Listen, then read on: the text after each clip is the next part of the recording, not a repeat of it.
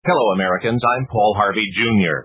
The British love their birds, have been gazing lovingly at them through field glasses since the invention, have fed them and nurtured them and encouraged them to flourish throughout their island country. Well, here's a new cause for British wildlife lovers. Save the Chiroptera. The flitting, high-roosting, insect-eating Chiroptera are waning in number, have been for some time, are threatened, say naturalists, with extinction in England. So now and there, it's Save the Chiroptera. British consciousness was thus raised in 1986, officially declared National Chiroptera Year in Great Britain. It was then that conservationists began educating the public regarding the plight of these creatures. British media eagerly cooperated. The first 6 months of the year witnessed 10,643 column inches printed on the subject, Save the Chiroptera. All 15 varieties of Britain's Chiroptera are voracious insect eaters.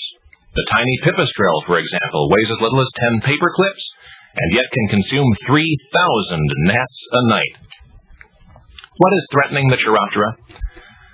Well, for one, modern farming methods have reduced insect populations, thereby cutting into the food supply. Building development frightens them away, destroys their roosting areas. And of course there are myriad other environmental hazards, such as the chemicals sprayed by roof timber treatment firms, which have poisoned innumerable Chiroptera. But now the battle cry in Britain is Save the Chiroptera. In fact, a brand new Chiroptera protection law in that country makes it a crime to harass the creatures in any way. Currently, there are 60-some Chiroptera conservation groups in the United Kingdom alone. International Wildlife Magazine has joined the Chiroptera cheerleaders, but this is the rest of the story. Not all in England are sympathetic to this new conservation crusade. Author Auburn Waugh says there ought to be a law against saving the Chiroptera.